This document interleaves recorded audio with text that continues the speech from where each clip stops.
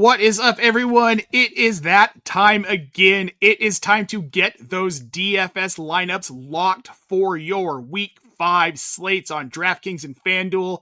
I'm Nate Polvogt here with my co-host, the one and only moneymaker, Mr. Mike Reedy, and we have plays for you for Week 5 of this slate. Mike, how are you doing this fine Friday afternoon?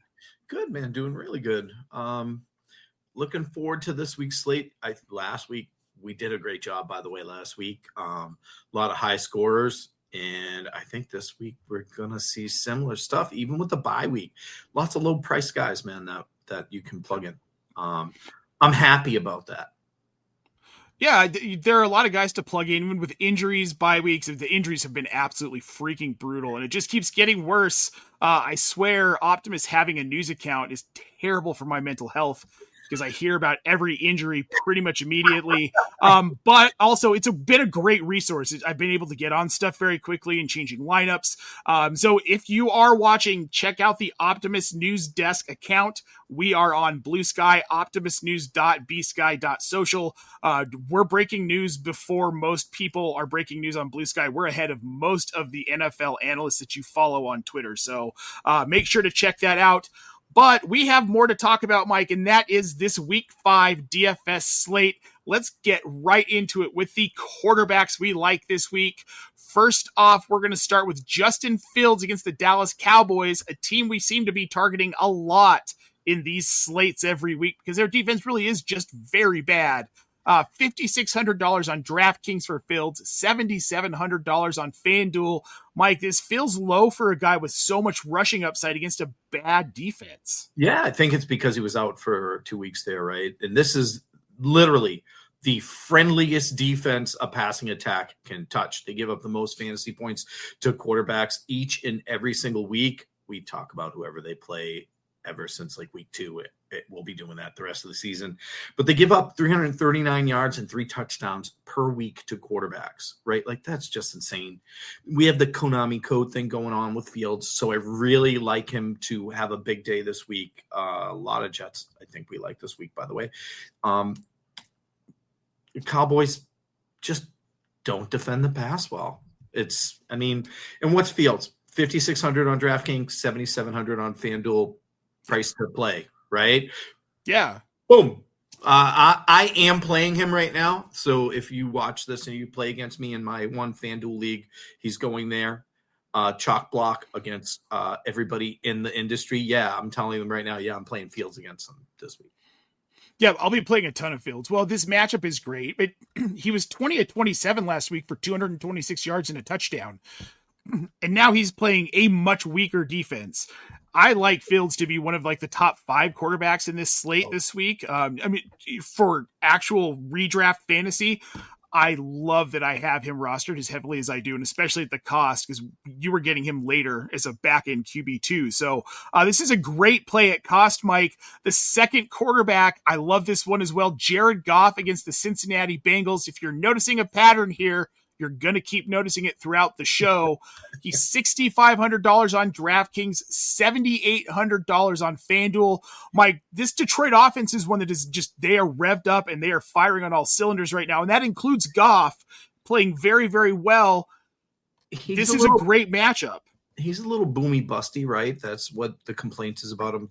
He doesn't do it he does it a lot. He scores a lot of fantasy points every season. That's why I was surprised his draft capital falls so far. But Bo Nix, who was not having the season we thought he would have, just annihilated this defense last week for 300 yards and multiple touchdowns. You can pass on them. Over on his 49.5 points. I think Goff, this is a big boom week for him. He's going to throw the football easily against this team. And, the Lions might score 49 points and we might get a couple of points out of the Bengals because their offense is pretty pathetic too. And he's priced right too. 6,500 on DraftKings, 7,800 on FanDuel. I like this. I like Jared Goff a lot this week. Well, and there's some good stacking opportunities with Goff in this matchup. Yeah, I love it. Goff's a guy, again, I'm going to be heavily invested in this week. And then the last quarterback we're going to talk about here, Mike, Jaxson Dart, the upstart rookie quarterback who led the Giants to an upset of the Chargers last week.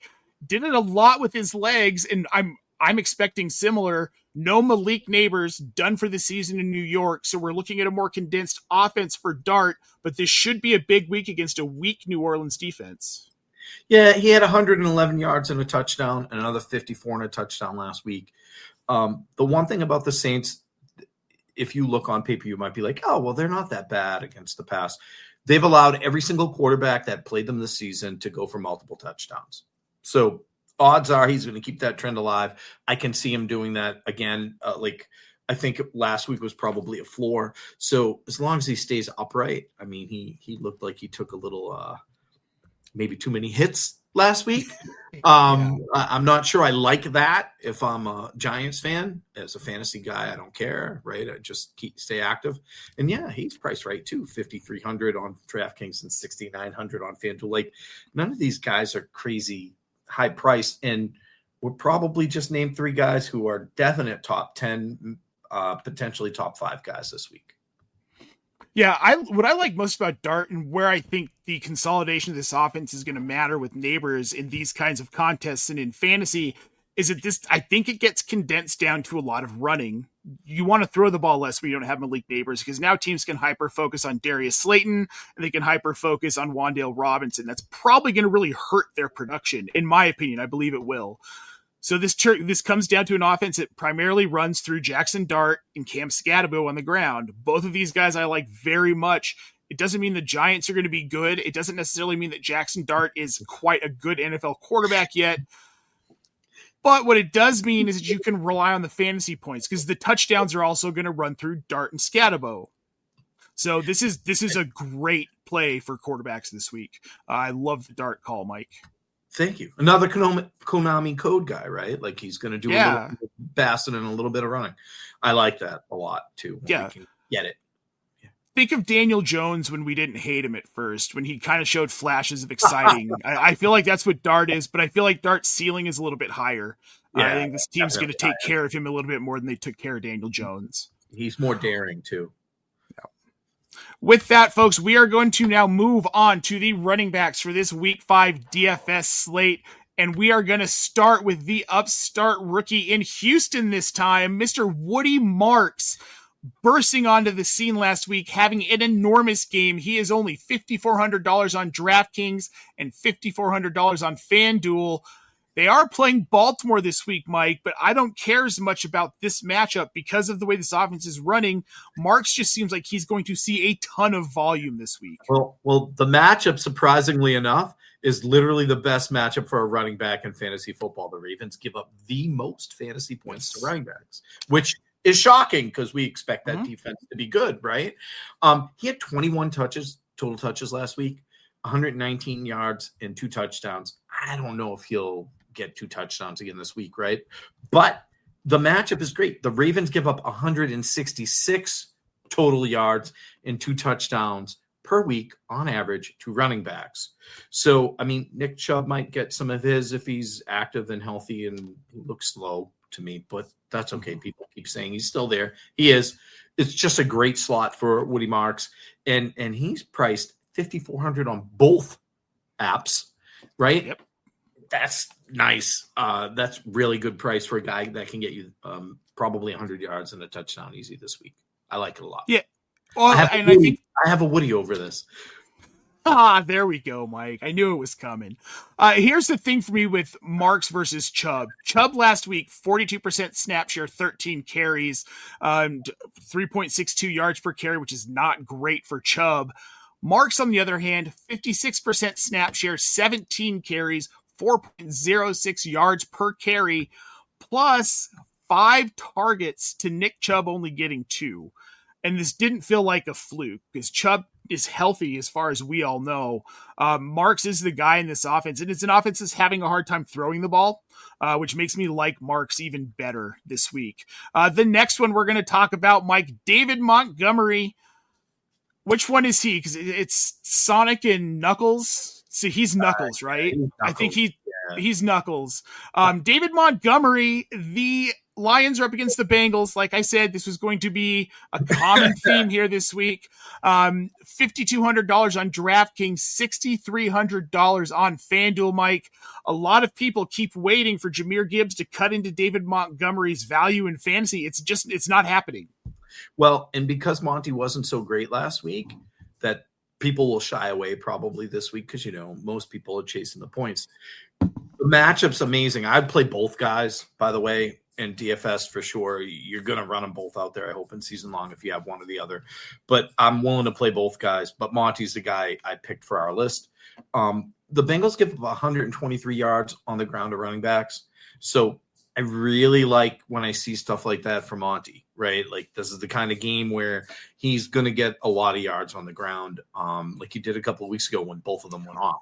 So I think we can see that again against a really lousy opponent.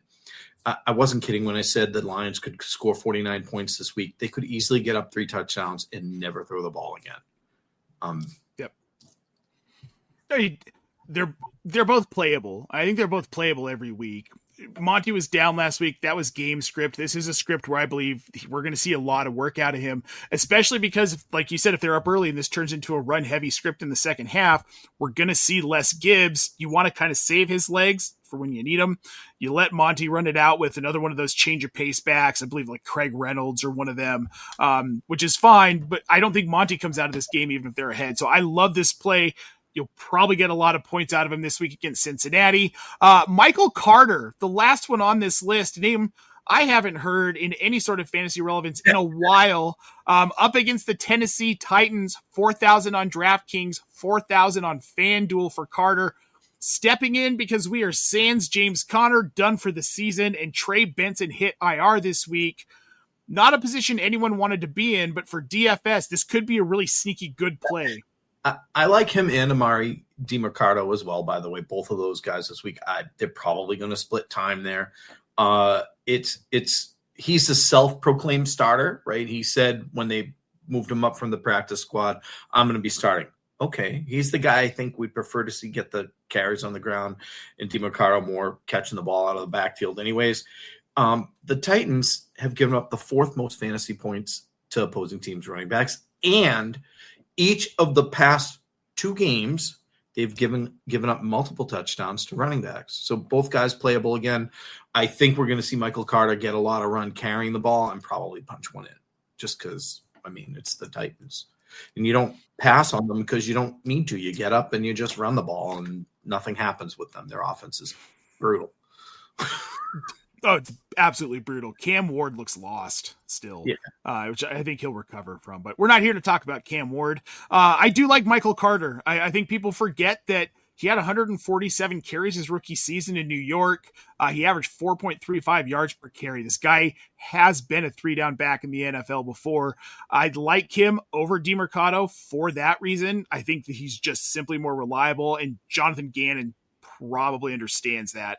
I would assume he's smart enough to figure that one out. So I like this play a lot, and he's a value at 4,000 on both platforms. That is a steal, Mike.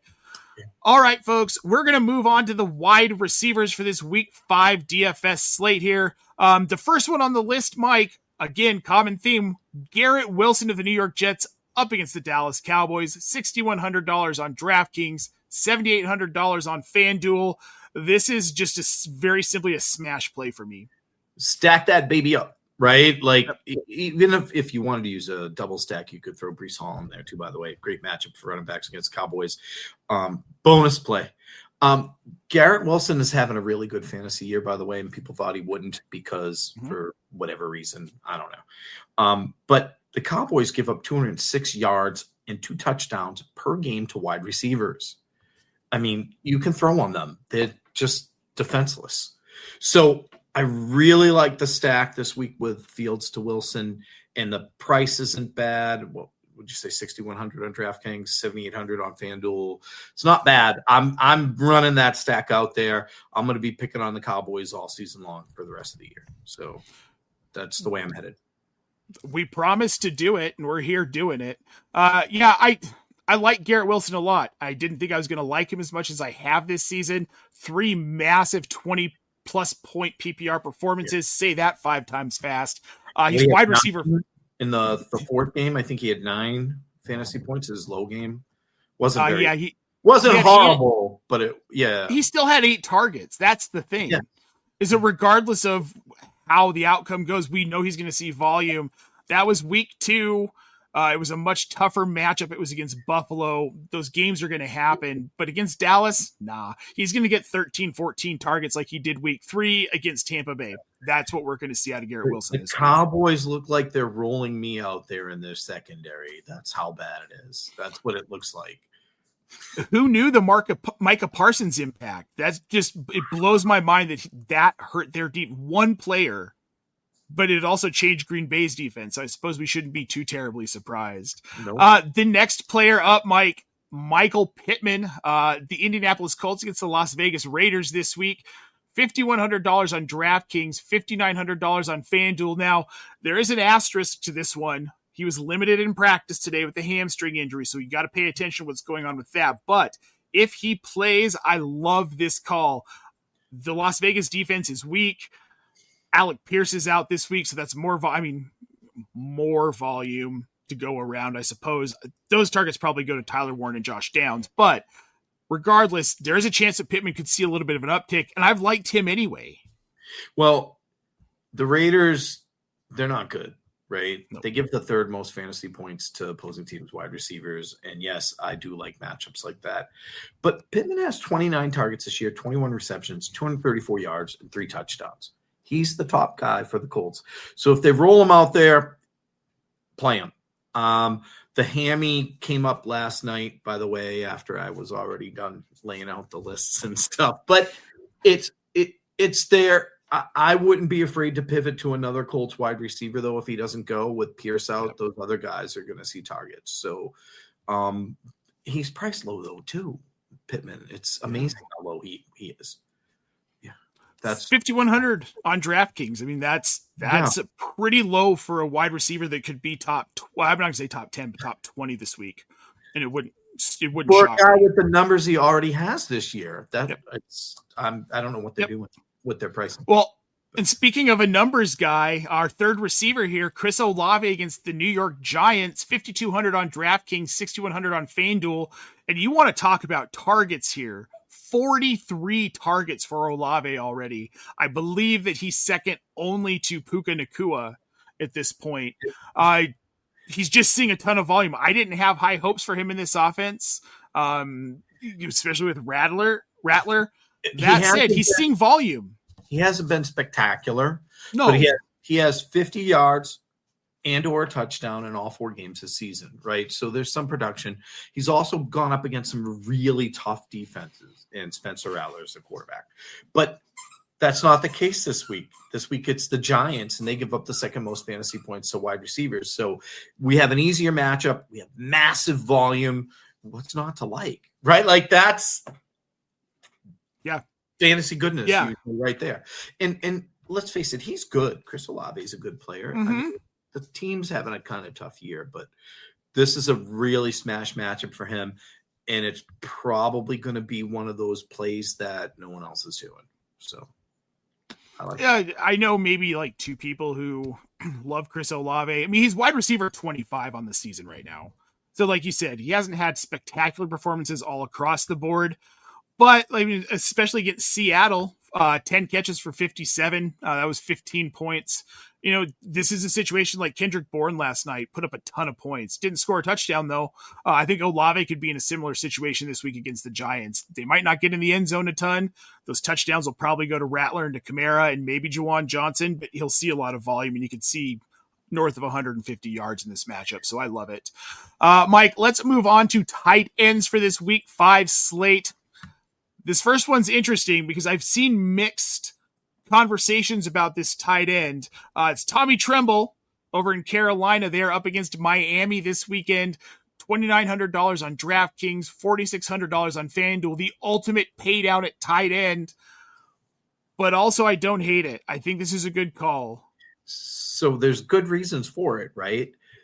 Before Tremble took over, Sanders had that huge game, And then they played a defense that was tough against tight ends, and Sanders got hurt. And Tremble played pretty well in that game, by the way.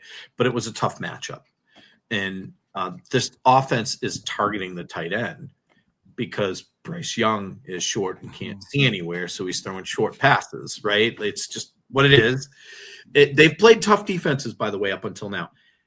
Tremble had 8 targets last week, 5 receptions, 42 yards, and a touchdown. Nobody's playing him anywhere, really, which is amazing because the matchup's great. The Dolphins give up the second most fantasy points to tight ends. So you have a guy getting targets in offense that likes to throw the ball on short passes. I'm playing Tremble in a lot of places. I just like it, and he's priced so low. Like, you can stack Amon-Ra St. Brown out there with Goff if you want, not feel guilty when you do 2,900 on DraftKings and 4,600 on FanDuel. It's beautiful. Well, and I like this even more knowing that Chuba Hubbard will not be playing this weekend. There's going to be less volume in the running game. You're not going to give Rico Dowdle a full slate of work, right? And behind Rico Dowdle, it gets even less exciting. Trevor Etienne, DJ Dallas, who was called up earlier in the week. So this translates to be a little bit pass heavier, and 8 targets last week. This could be another 8 target game for Tremble. So I really like this call, Mike. We're going to move on to the next one. Someone I did not think we'd be mentioning in the year 2025. Especially after that putrid music video to try and make up and talk about how sad he was about screwing up with Kelsey Plum. Of course, we're talking about Mr. Darren Waller, who is now a Miami Dolphin. Other side of this matchup here at Carolina, $3,500 on DraftKings, $5,200 on FanDuel. I like this as a really just speculative play because I don't think a lot of people are going to be targeting him, but he had 3 targets, 3 catches, 2 touchdowns last week. I would love to see more volume, but why I put him here is because Jonnu Smith had such success last year in the same role, low volume, all like 5-yard passes into the end zone. And I think we could see that again. And he made a spectacular catch, by the way. His first touchdown was just an amazing catch. He's a big target. He's proven he can catch the ball. I don't like the low volume.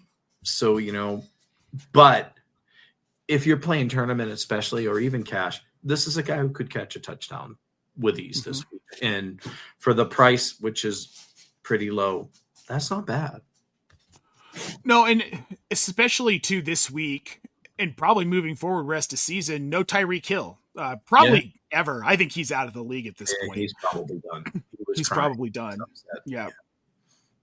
So at least for the rest of this season, I think Waller becomes a more important piece because Tyreek Hill did so much in the red zone for this team, and they're already not scoring.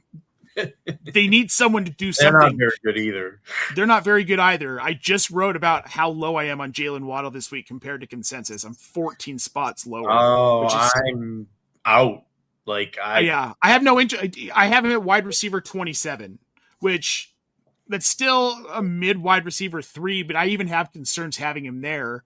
You have to because there's going to be some volume there, but I still don't see him exceeding more than 5 or 6 targets a game with Tyreek out. I saw people getting all excited about Malik Washington. He's going to be the Tyreek Hill role. No. Malik Washington is not Tyreek Hill. Look for Devin Achane to pick up a lot more touches. Look for Ollie Gordon to get more involved. Waller. That's the way they're going to head because they don't have a choice. Well, and the thing with Waddle for me is that his value was that Tyreek Hill opened up the field for him. Now defenses can focus on Waddle. If they can't open up the field for Waddle, he's not the same player.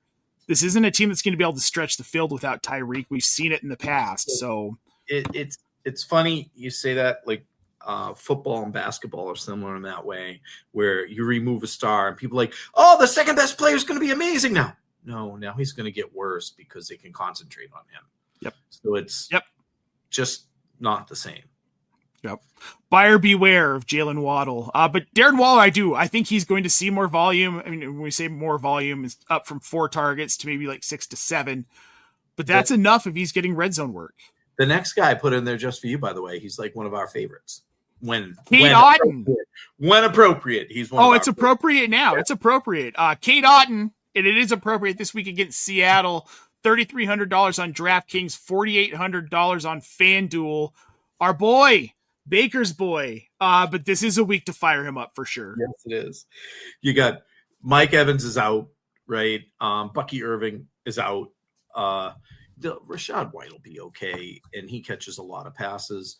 Ibuka, is he dinged up too? Is that what I saw? I think he's dinged up too, right? He's practicing. Chris Godwin didn't look 100% last week, so it's a good week to fire up Cade Otton. Why? Because he's the safety blanket when everybody else is not playing well. He ends up with like 10 targets. So this is one of those.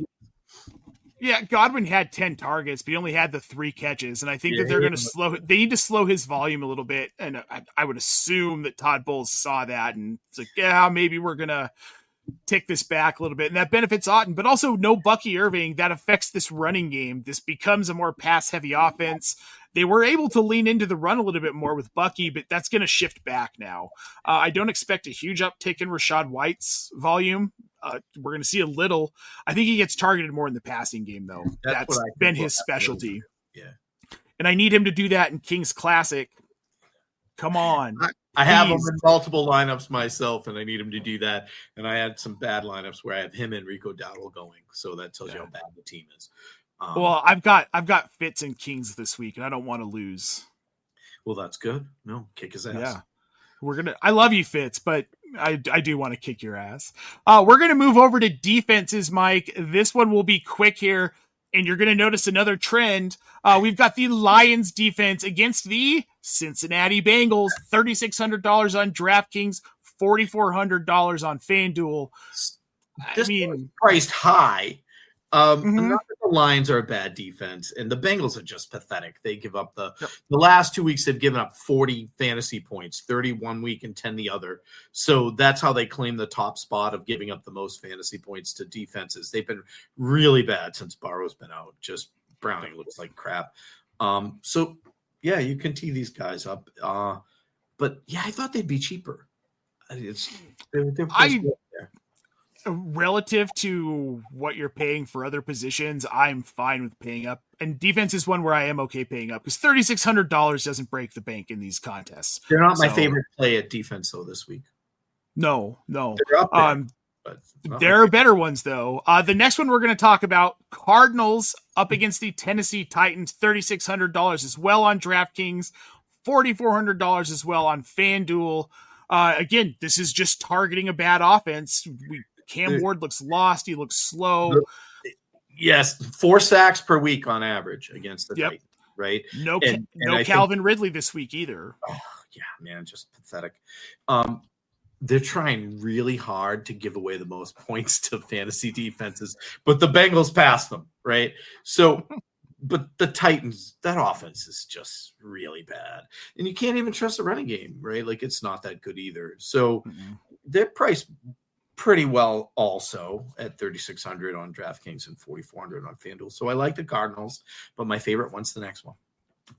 Well, let's do this one then. It's the Indianapolis Colts up against the Las Vegas Raiders, $3,300 on DraftKings, $4,700 on FanDuel. The love affair with this Indy team being much better than they have been the last few years continues. This week, it's their defense we're hitting.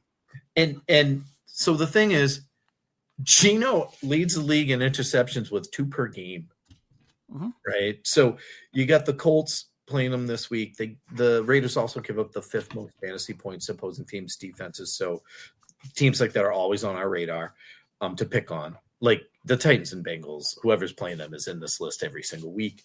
But the Colts defense is really good. And look at how they're priced. Well, and that's the thing. Like I would have thought they would have been higher because they're a better. I think they're a better defense than the other two against an almost as bad team. But yeah, the Raiders are going to turn that over. I want that Colts defense to run one in and get a touchdown this week. That's what I want to see. Well, it feels like analysts and odd makers at this point aren't getting the message that Geno Smith isn't the same quarterback he was those first 2 seasons with Pete Carroll in Seattle. He's sort of that quarterback. Have the receiving core though either, right? So no, he doesn't. And then you have Brock Bowers, and that's it. right? Like there's Yeah. no one else. So it's No. Well, they're one of my favorite streaming this week. Just like Geno Smith is at a point where he's completing 60% of his passes. Like you said, he's averaging 2 interceptions a game. I love this, and I love the Colts, and I love the price. 3,300 is fan-freaking-tastic. I'm streaming them everywhere I can as well, by the way, because the Packers are the defense I own in almost every league. Me too. I had a lot of Patriots defense too, but Homer. Well, they're going to start clicking on all cylinders pretty soon. So on defense, I'm talking specifically, and the matchups get better for them. So after this week, when they're not playing the Bills and Josh Allen's not dropping 40 fantasy points on people's heads. It's just what he does. He's a guy. I'll fire him up every week. I love him. At least a couple slates. Yeah. I love watching him play. The Bills have done a good job building that team. I would like to see them get a shot at a Super Bowl. Me too. They will. Oh, and I want it for Bills fans too. Long, tortured Bills fans. Well, folks, that does it for us for this week's Optimus DFS show. Get out there, set some lineups, win some money, and tell us about it. Find us on social media. You can find our link tree in the show description. We want to hear about your wins, your bad beats as well. Thanks for joining us today, everybody. It has been a pleasure having you today. If you've got questions about this DFS slate that we did not answer today, head on over to our Discord server. The link is in the show description. 24 hours a day, 7 days a week, and it is always free. We've got DFS, start sit, waiver wire, NFL best bets, and more. So make sure you check it out. And then when you're done there, head over to tools.optimusfantasy.com. And with the promo code OptimusFall, you can get 25% off your first 4 months of all of our supreme premium data. Check it out today. That's tools.optimusfantasy.com. Use the promo code OptimusFall. Mike, thanks so much for joining me today. It has been an absolute pleasure. Folks, we'll be back next week to hit the Week 6 DFS slate for you on DraftKings and FanDuel. Until then, I'm Nate Polvogt for Mike Reedy. We'll see you next week.